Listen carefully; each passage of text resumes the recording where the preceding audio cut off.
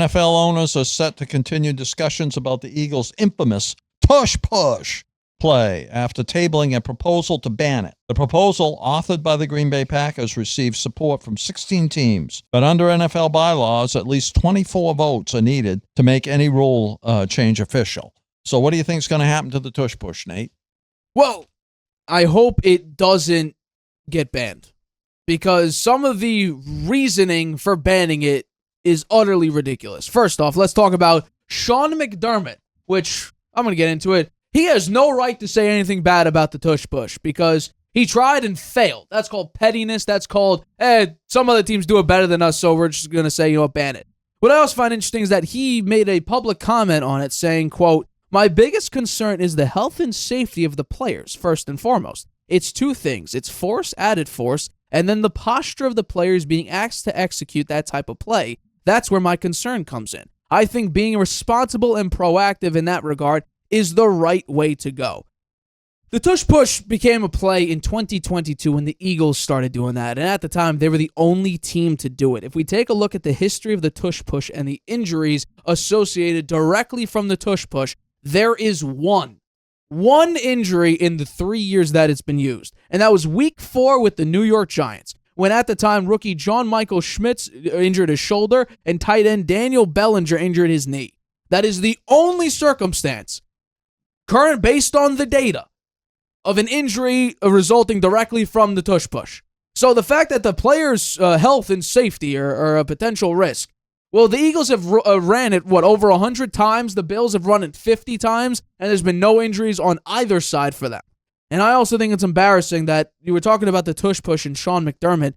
We have to realize that the Buffalo Bills did that in the AFC Championship game against the Kansas City Chiefs.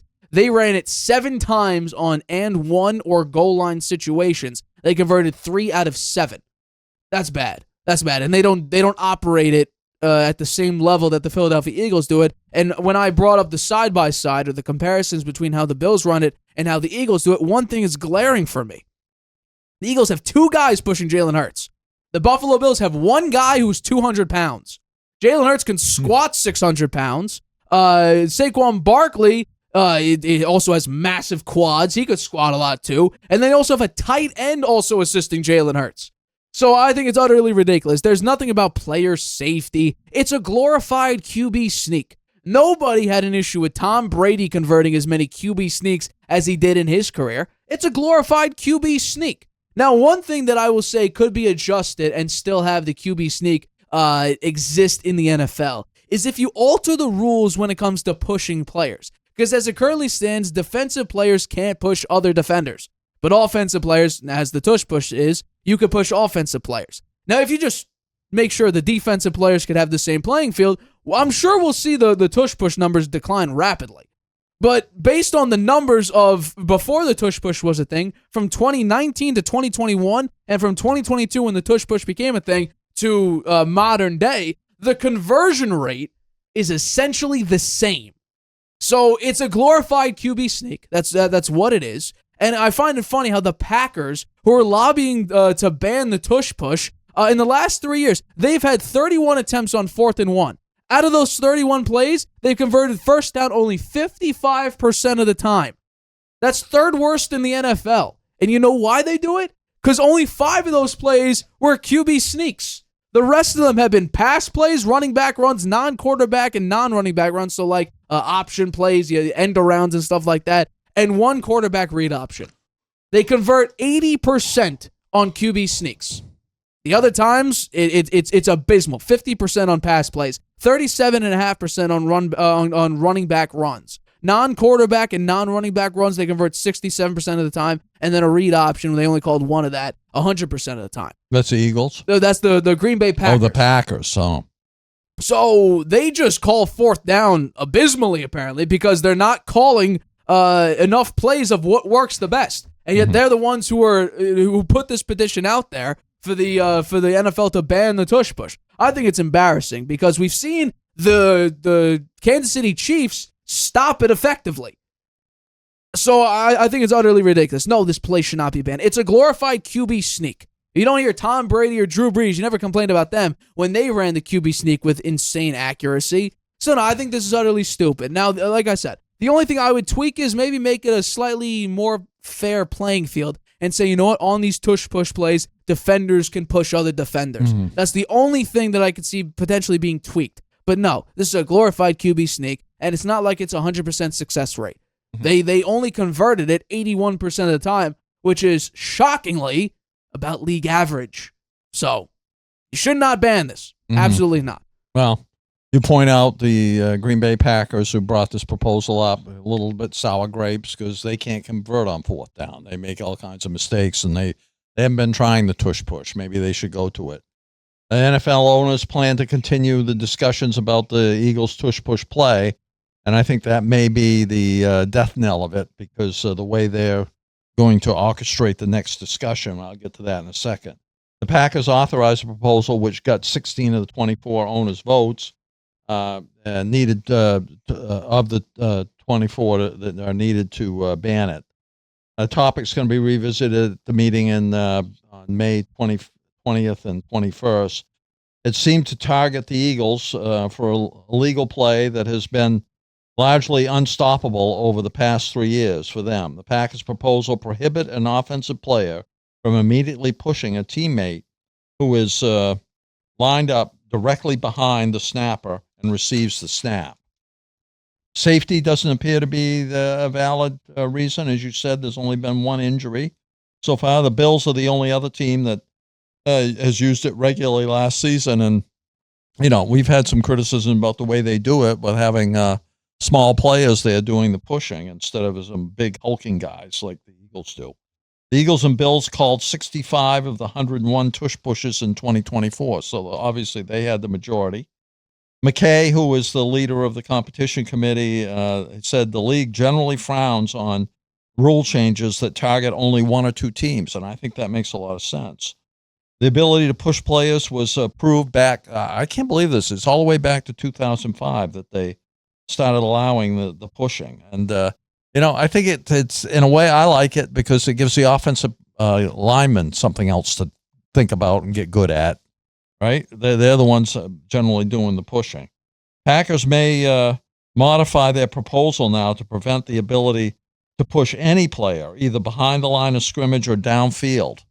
Green Bay asked to go back and talk about reintroducing the 2004 language, which banned it. Study if and understand it, and talk about it again in May. This would expand the discussion beyond the single tush-push play, see if more injuries occurred when you look at the broader scope. Lurie, the owner of the Eagles, who obviously likes the tush-push, said the team has to be ready for every result. But he favors the play because it's shown to be very safe, he says. If it's banned, we'll still try to be the best at short yardage situations, and we have a lot of ideas there. So, you know, they're gonna roll with the punch, whatever it may be, and they're a creative team. They'll come up with something else that will help them get those short yardage first downs and touchdowns. The medical officer, the NFL's chief medical officer, said that the mechanics of the play could lead to injuries, but there haven't been any. So I don't think that's such a good argument. The Eagles scored 27 touchdowns and 92 first downs in 3 years using the tush-push.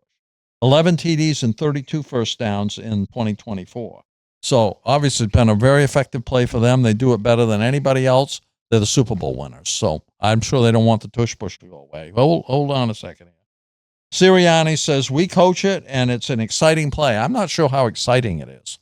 I don't really see a whole lot of excitement out of the tush-push, but it's effective, and they use it better than anybody else. They're the Super Bowl winners. They want it to continue with it.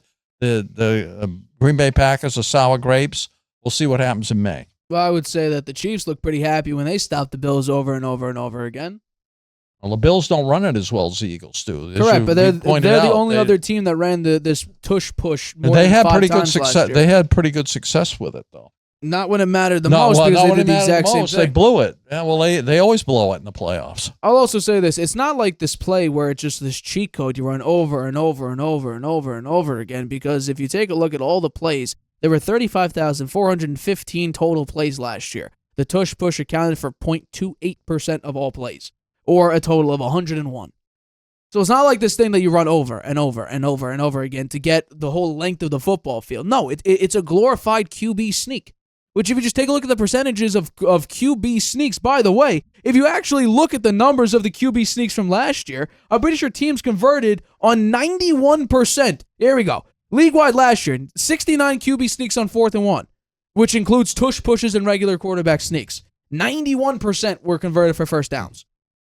It's a glorified QB sneak. Mm-hmm. So I think they ought to. If you want to appeal a potential ban, I would say, you know what, just have the defenders push as well. Or get a 400-pound guy in the middle of the nose tackle to just stomp on the offensive center, and then you can finally gain leverage and push him back. I think what they should do is keep it, right? And then modify it, bring in a little tiny guy to be the quarterback, and have two great big guys in the backfield. When the ball is snapped, they pick the guy up and throw him. They throw him high and throw him far, throw him for about 7 yards, and then they'll get the first down that way, right? Have a little tiny guy, kill a guy in the process, pick him up and throw him. You know, that would be, it'd be like a forward pass, only the guy that doesn't throw it, he has the ball the whole time. That'd be a creative play, Nate. Maybe we'll see that next year. Hi, everybody. Thank you for watching this clip of the Harvey Hour. If you want to watch the full show, you can by clicking the I in the top right-hand corner right now. If you want to take the show with you on the go, it is available wherever you get your podcast. We go live here on YouTube every single Tuesday and Friday at 6:30 p.m. Eastern. So make sure you hit that like button, that subscribe button, and the notification bell to get notified whenever we upload a video and whenever we go live.